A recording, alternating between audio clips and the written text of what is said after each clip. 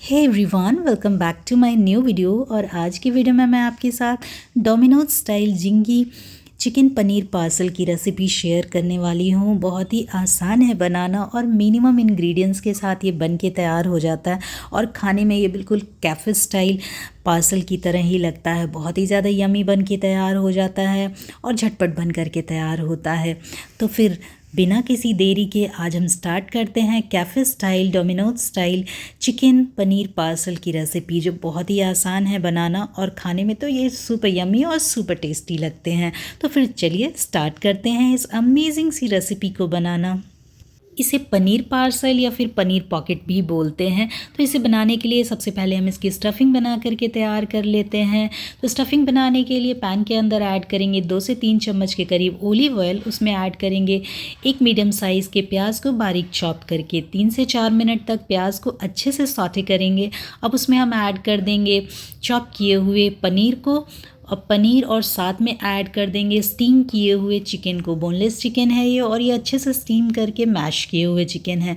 इन दोनों को अच्छे से मिक्स करके हमें कुल मिलाकर के 7 से 8 मिनट तक अच्छे से कुक करना है, या फिर तब तक जब तक कि सारे मसाले जो हैं वो चिकन और पनीर के अंदर अच्छे से घुल मिल ना जाए। साथ में हम ऐड करेंगे 1 बड़े चम्मच के करीब चिली पाउडर और साथ में हम ऐड करेंगे यहाँ तंदूरी मसाला, ताकि इस चिकन पॉकेट के अंदर से तंदूर जैसी फ्लेवर आए। तो बस ये सारी चीज़ें ऐड करने के बाद ऊपर से हम ऐड करेंगे लगभग 1 से 1.5 चम्मच के करीब सेजवान चटनी और इन सबको अच्छे से मिक्स करते हुए हमें कुल मिला के 7 से 8 मिनट तक इन्हें अच्छे से कुक करना है, या फिर तब तक जब तक इसमें से ऑयल रिलीज़ होना ना शुरू हो जाए। तो ये देखिए हमारे जो स्टफ़िंग है वो बन कर के तैयार हो चुकी है। ऊपर से ऐड कर देंगे स्वाद अनुसार नमक और इसे भी अच्छे से मिक्स कर लेंगे। जब सारी चीज़ें अच्छे से मिक्स हो जाए और चिकन जो है वो बिल्कुल अच्छे से कुक हो जाए, तो इस स्टफ़िंग को हम रखेंगे साइड में। चलिए, जब तक हमारी स्टफ़िंग ठंडी हो रही है हम अपने डो को चेक कर लेते हैं। तो डो मैंने 40 टू 45 मिनट्स पहले लगा के रखा था और हमारा डो जो है वो परफेक्ट तरीके से बन कर के तैयार हो चुका है। तो सरफेस पे मैदा डस्ट करेंगे और यहाँ डो को हम अच्छे से नीड कर लेंगे। तो ब्रेड के डो की रेसिपी मैंने बहुत बार आपके साथ शेयर कर रखी है, तो मैं उसका लिंक ऊपर दे देती हूँ, आप चाहें तो चेक कर सकते हैं।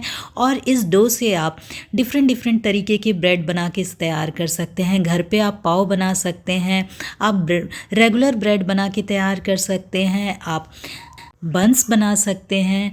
तो इस तरीके की सारी चीज़ें आप एक डो से बना करके तैयार कर सकते हैं। इसके लिंक मैं आपके साथ ऊपर शेयर कर चुकी हूँ, आप चाहें तो जा कर के चेक कर सकते हैं। चलिए आगे बढ़ते हैं। सरफेस पे मैदा डस्ट करेंगे और एक छोटी बॉल लेकर के और उसे इस तरीके से हम फैला लेंगे। तो बेलन की हेल्प से इसे अच्छे से फैलाइए, उस साइज़ की जितने बड़े की आपको पॉकेट बना करके तैयार करना है। ये देखिए इस तरीके से हमें डो को अच्छे से फैला लेना है। अब इसके ऊपर हम सबसे पहले डालेंगे चीज़। तो ये मैंने मोज़रेला चीज़ लिया है, इसे यहाँ पे हम ऐड करेंगे। अब हमने जो स्टफ़िंग बना करके तैयार की थी वो इसके ऊपर हम रखेंगे। मैंने चिकन और पनीर की स्टफ़िंग बनाई है, आप चाहें तो केवल पनीर की भी स्टफ़िंग बना के तैयार कर सकते हैं, या फिर आप केवल चिकन की भी स्टफ़िंग बना करके तैयार कर सकते हैं। आप चाहें तो इसमें ढेर सारे वेजेस का भी इस्तेमाल कर सकते हैं। अब इन सारे स्टफ़िंग को इसके अंदर हमें भर देना है और उसके बाद इसे अच्छे से हमें सील कर देना है। तो ये देखिए इस तरीके से अच्छे से इसे फोल्ड करना है, ताकि जब हम इसे बेक करें तो ये खुले नहीं। आप चाहें तो यहाँ पे थोड़ा सा पानी लगा सकते हैं, या फिर मैदे की स्लरी बना करके भी आप यहाँ पे लगा सकते हैं, जिससे कि हमारे जो पॉकेट हैं वो बिल्कुल ना खुलें। तो बस इस तरीके से अच्छे से इसे फोल्ड करिए और ये देखिए हमारी पनीर पॉकेट बन करके तैयार हो चुके हैं। चिकन के पॉकेट्स जो हैं वो बन करके तैयार हो चुके हैं। बस अब इस तरीके से आप अपने सारे पनीर पॉकेट्स, चिकन पॉकेट्स जो भी आपने बनाया है उसे आप इस तरीके से ट्रे के अंदर ट्रांसफ़र कर दीजिए। तो मैंने बेकिंग ट्रे के अंदर ट्रांसफ़र कर दिया है। अब इसके ऊपर आप चाहें तो आप एग से इस तरीके से स्प्रेड कर सकते हैं, या फिर मिल्क वॉश कर सकते हैं।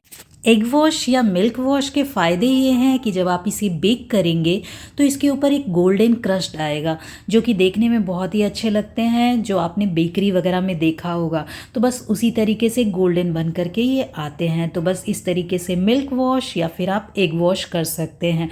ऊपर से थोड़े से मैंने सेसमे सीड्स को इस तरीके से लगा दिया है, तो आप भी इस तरीके से लगा सकते हैं। अब इसे 10 मिनट्स प्री हीटेड अवन के अंदर 180 डिग्री पर लगभग 18 से 20 मिनट तक हम इसे अच्छे से बेक करना है और 18 से 20 मिनट के बाद हम इसे बाहर निकालेंगे। तो चलिए फिर इसे हम बेक करते हैं। लगभग 20 मिनट्स हो चुके हैं और ये देखिए हमारे जो झिंगी पार्सल हैं वो बनकर के बिल्कुल परफेक्ट तरीके से तैयार हो चुके हैं। ये देखिए कितना अच्छा गोल्डन इसके ऊपर इफ़ेक्ट आया है। इसी तरीके का गोल्डन इफ़ेक्ट हमें चाहिए था।